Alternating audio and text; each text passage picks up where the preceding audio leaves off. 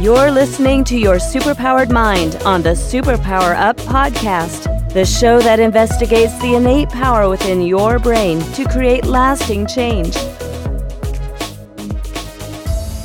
Hello, everyone. Welcome to Your Superpowered Mind. I'm your host, Kristin Maxwell, and in this show, we explore the process of transformation and give you tools and strategies you can use to transform your own life. And today we're exploring a topic that has gotten a lot of recognition as an important personality trait in terms of happiness, and that's resilience. Our guest today is Mark Green, and we're going to be talking about how to develop resilience to take charge of your life. And Mark has an incredible background.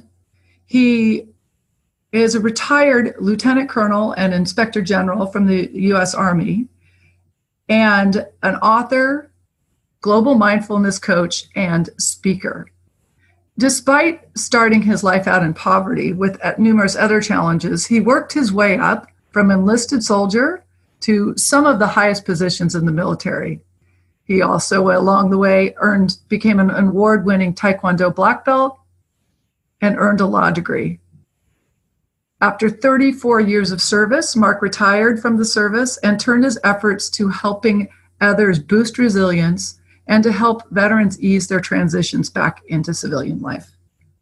Mark, welcome to Your Superpowered Mind.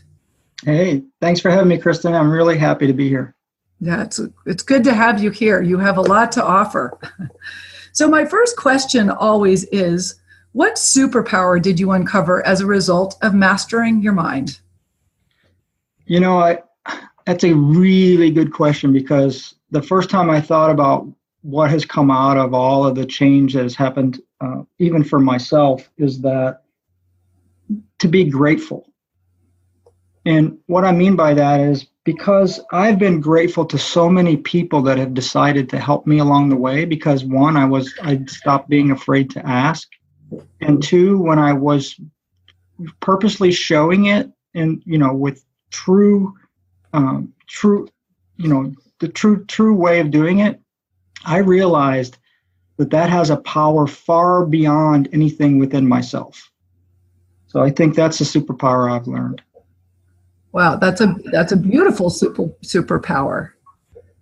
And you really do have quite a story. Can you tell us a little bit about your journey to actually developing, this superpower and where you are? Sure. So the gratefulness piece is, that has helped me to excel. But before I did that, I was lucky, and I say I was lucky because first I was unlucky, that I had a few great mentors in my life that planted some early seeds in my life, and actually didn't realize that they were planting them in my subconscious, although later on in life, then, they became germinated because they were kind of dormant in me, and then they just became alive.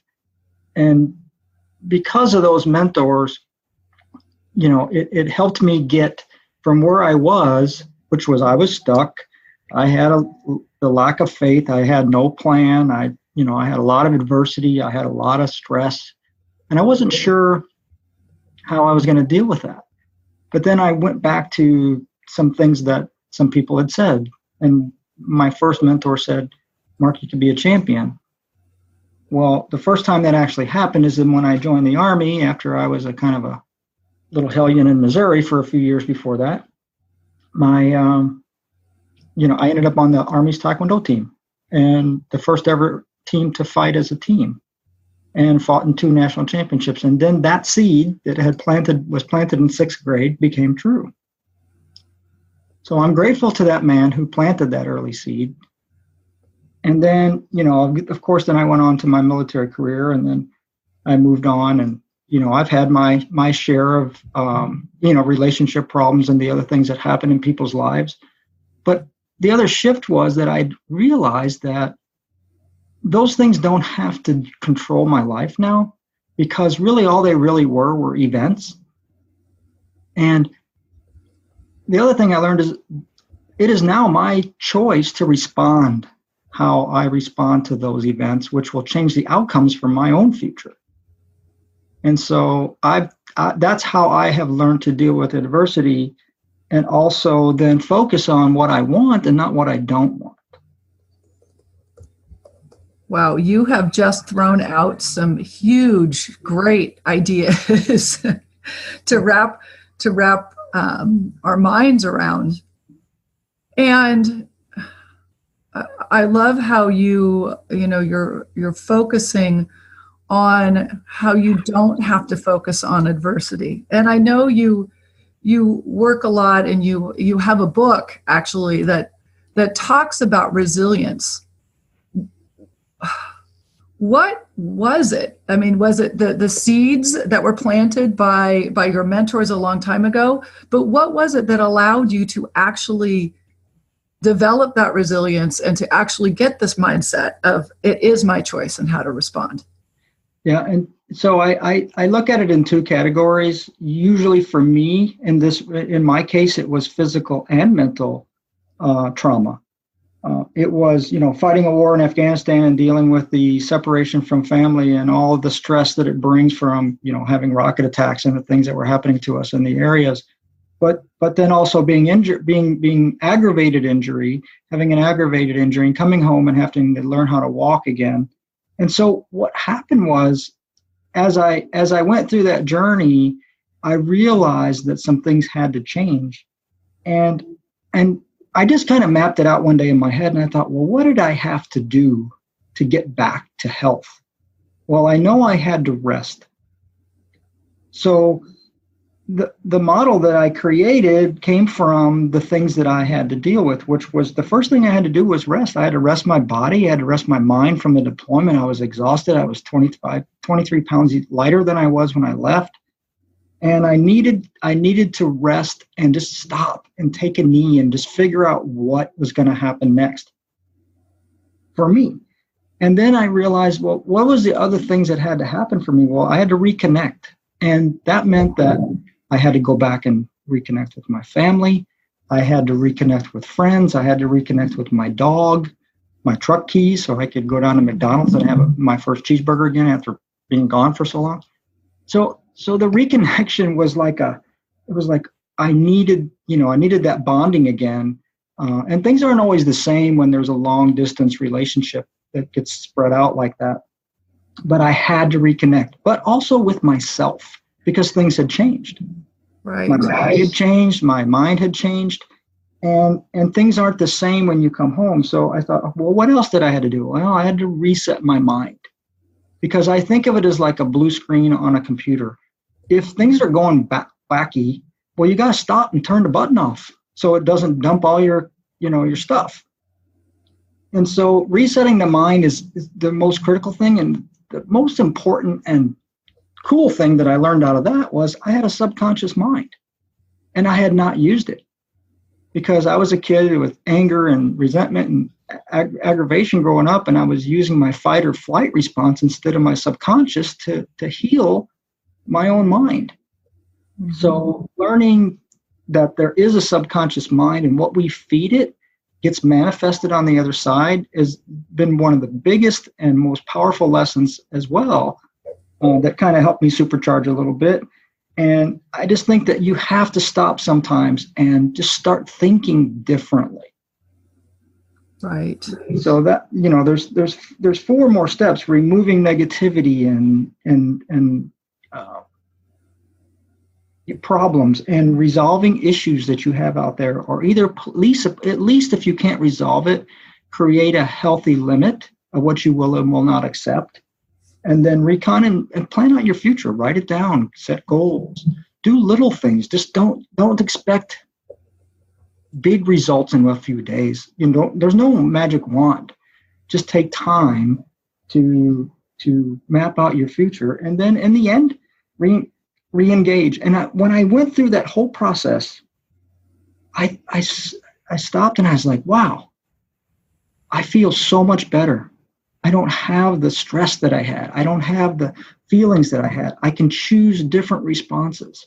And then I realized, oh my gosh, this is powerful for others. So somebody said, Mark, this isn't just for you. I thought it was going to be just for veterans and military people. And all these people that are reading are like, oh my gosh, this is the best book. I want to know how you do this. Right. So it just started happening. And then, we ended up on the largest, as a pick for the largest consulting book club in the world. We ended up on Parade Magazine with it. We ended up with 265,000 views of the first book, with Megyn Kelly's and some other books on through HarperCollins, and she was a mentor of mine up in New York. Some great things have come out of me finally saying it's okay to share your story. It's okay to, let the air out of the balloon and learn from others, and then be grateful and open your heart a little bit. I was afraid to open my heart. I've been hurt a lot, right. A lot of alienation, right? And I was like, I don't have to be afraid anymore. And what I choose is what I choose. And that's just been the powerful journey that I've been on. Yeah, that really is powerful. And you've got a lot of strength there. We do have to go take a break. And when we come back, I want to talk to you more about how, others can develop resilience to take charge of your life. But before we go, can you tell people what is the name of your book, and also where can they find out more about you? Sure. The name of both books, the first is Warriors Code 001, and that's the 7 Steps to Vital Resiliency. And that is the how-to book. And then the Step Out, Step Up book is, both of them are on Amazon. And that is the memoir I wrote that people can read my stories about my entire journey. That's great. Thank you. We're going to take a really quick break, and we'll be right back. Are you here to change the world? Do you talk about things like vibration, frequency, awakening, and consciousness? Are you pretty sure you have superpowers? The Superpower Net is unlike normal coaching programs and conscious communities. We provide training, intuitive guidance, peer-to-peer learning, intensive one-on-one coaching, and a high vibrational network of people just like you. When you join the net, you get 24/7 access to a collaborative group of people who support you as you master your personal power and unlock your superpowers. If you're ready to use your superpowers to change the world, then join the Superpower Net today. Visit superpowerexperts.com/the-net to learn more. Welcome back, everyone. We are listening to Your Superpowered Mind, and we're talking to Mark Green today about the power of resilience.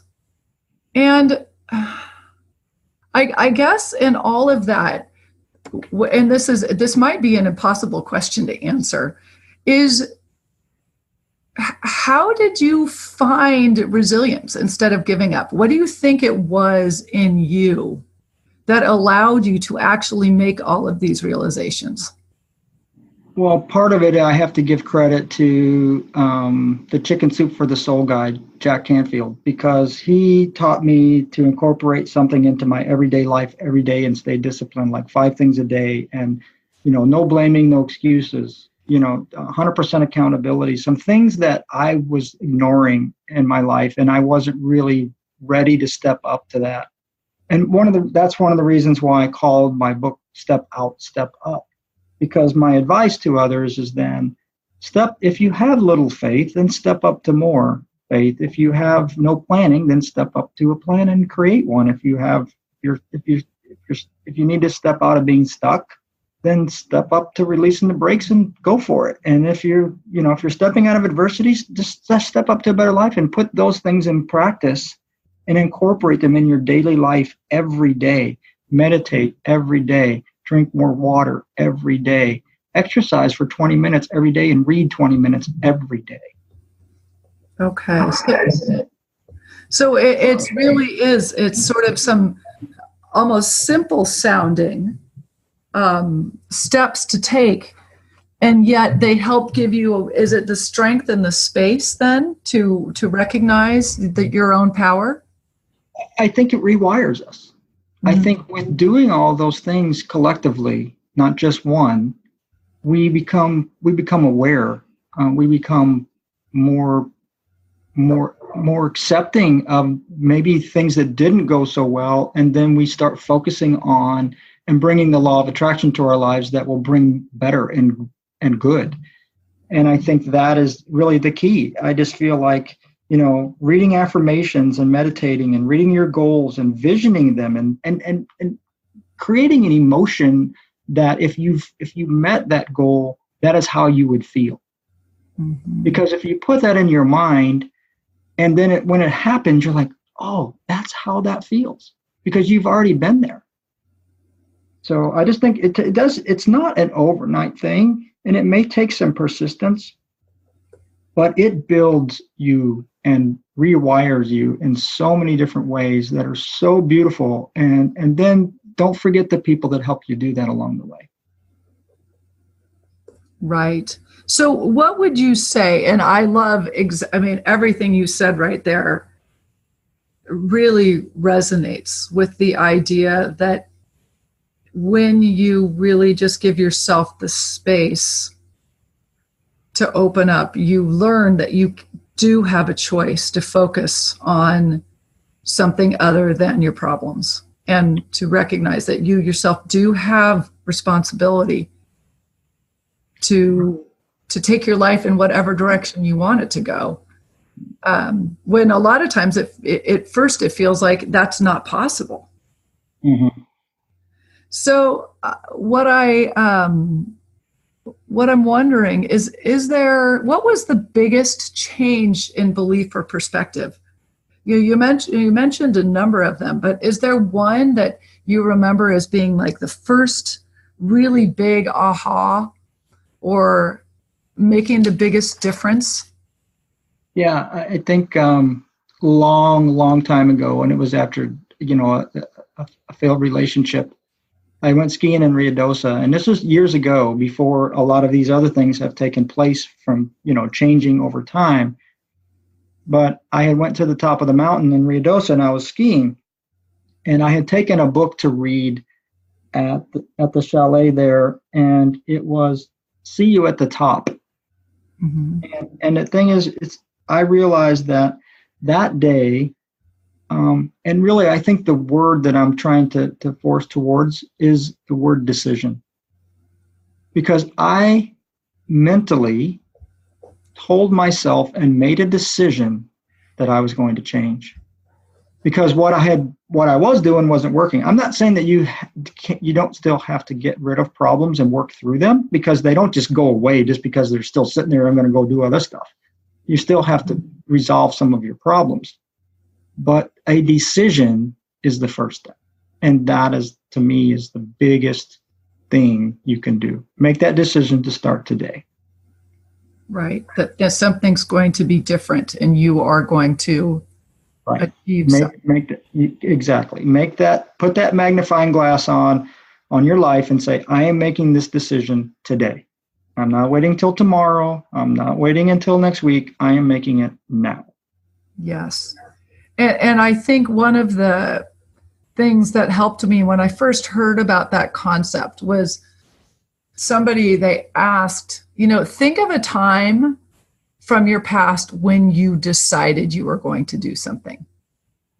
And it doesn't happen that often, but I could remember a couple different times in my life where it didn't really matter what was happening outside of me. I was going to make it happen.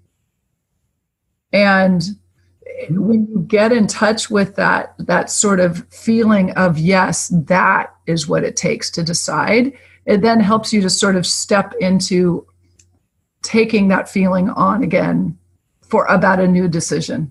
Does that make sense? It does. It really does. And, I realize that, sometimes the stories are gripping, they're heartbreak, there's drama, there's there's all these things that take place, and the adversity just is stirring around our heads. And then taking that moment, just like you said, and then going for it. Just, don't wait for the perfect time to start to change, because I have found there is no perfect time. The perfect time is now. I had thought one time to call my book "The Path from Lost to Found." But I realized, well, I may have been lost in some areas, but we have magnificence in all of us. We are all God's creatures. If you believe in that side of it, or the universe, or what it is that you believe is that higher power. But we all have the one bond, which is our hearts. And once you connect with yourself and really work on yourself, then you can connect with others. And then some of the past pains, they fall away. Right. And so is it that you learn, and partly in going forward, that you learn to stop regretting, or what would you say that is? I would say it was just a shift to not, don't focus on, like I said earlier, don't focus on the problems, focus on where you want to go. Got it. And spend your energy on those things, because as you take action and be grateful as you're making those changes, the other things that you thought were the things you need to be focused on are no longer as important. And they start not having the significance that you're placing on them. Right. That's good. I find even sometimes it's helpful when faced with those hard situations and you're having a hard time letting go of them, it just sort of step back and say, what can I learn from this? What is something some way that I can grow from this to go towards creating the life that I want to have, instead of one where I'm not happy. Yes. So what I always like to ask is, do you have sort of a tip or some sort of actionable step or question that listeners could do themselves if they're feeling like they themselves would like to develop more of this resilience or gratitude? Well, I think that the stories that we tell ourselves is what holds us back. So I think I just want others to know that I'm no different than anyone else. I'm no better than anyone else. I just figured out what works for me. Sometimes what works for one will not work for another. But taking those steps that I shared today in resiliency has made me more resilient and has made me have better health and wellness. I feel better. People are like, well, you look 5 years younger. I don't know. I mean, there's an energy that comes around that when your positive attitude starts showing out, and you're not like negative Ned or, negative Nelly. And you're not like blaming the world for the things that have happened to you anymore. You've taken responsibility and said, I'm going to take charge of my life. I'm going to take charge of my future. And I'm going to take charge of anything that, of course, I can't change, but I also am going to take a different approach to how things are in the future, and my responses to them. And I think it's just some very minor steps that you can apply that will make a huge difference to people. And I have had so many already people call me up and say, oh, if I'd have had this, we interviewed 100 veterans before we did this book, and we asked every single one of them from Vietnam era all the way up to today, would this have made you more resilient when you came home or when you were dealing with adversity? And we got a resounding yes. We didn't get one no. Wow. That's really powerful. And I also, you had said before that there were five practices a day that you initially started. Mm-hmm. Just in case people didn't tune into those before, can you just list them again that really started to make the space in your head? Sure. So, like a meditation, reading, exercise, drinking water, and reading your affirmations, and doing 5 things a day towards your goal. That's actually 6, but that's a bonus for today. You get 1 bonus from me. You always go above and beyond. There you go. That's great. So you were telling me, as we were talking earlier, that you also have a podcast. I do. I have a podcast where we actually interview veteran businesses and veteran-supported businesses. We allow, the ability to, if you choose, to put a resource link on our website. for a very small fee every year, so you can get your word out to the veterans that you would like to support. I interview Tuesdays and Thursdays, and you can just go on the veteranconnections.us podcast and hit the join button under Be a Guest and fill out the information, and everything else is automated. That's great. So you really, I mean, your life, you have gone from being like a very, very physical, with your career, with your taekwondo, to now being, I want to say, more spiritual, more emotional. It's quite intriguing. And do you think, I think sometimes the male ego can get in the way as well. And one of the last sentences in my first book, it says something to the effect. Let me just look, because I can look that right here. Let's see here real quick. The last sentence says this. Love is the missing link. The biggest lesson I've learned is to love myself and to love others. Without that, nothing matters in the end. Remember, in vulnerability, there is strength. And then it says, lose the ego, my friends.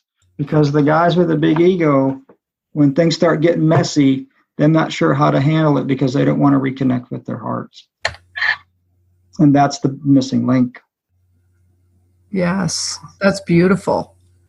Yeah, and I imagine that you get a lot of people listening to you differently because you've sort of proved, I don't know, whatever it is that you need to prove. Yeah, I've done plenty, and that's the thing is that with the adversity, and then but the thing is, without a little bit of success, people are like, well, who are you? So you have to also show that you've done some things that may seem impossible, and then you get rid of the I am and say they are possible. Not just for me, for others as well. But for others. Okay, I have one more question, and I'm just curious because one of the things you brought up earlier was that you had these mentors early on who placed, these positive beliefs for you, like you are a champion. Mm-hmm. What if, and this might be just going too far into the weeds, but what if people have not had that mentor in their past? Do you have suggestions for them? I do. Find one. Find somebody that you can trust and you can talk to, and let them become your mentor. Ask them to be your mentor. And it doesn't matter how old you are or what position or situation you're in or whatever. Just find somebody that thinks differently than some of the people that you may have been around or the people that are affecting you in the negative ways, and make them your mentors. Once there's no like and trust, then you can do that. That's great. And so it does not have to be something from your past. It can be right now. That's right. Start today. Yeah, that's beautiful. Well, thank you so much for sharing your wisdom with us today and your story. And can you remind us once again where the listeners can learn more about you? Sure. You can also find me on the website that we have. It's www.mark.green, without the E, just mark.green. Got it. Great. Well, thank you so much for your time today. And listeners, thank you. We so appreciate you tuning in and being on this journey yourselves.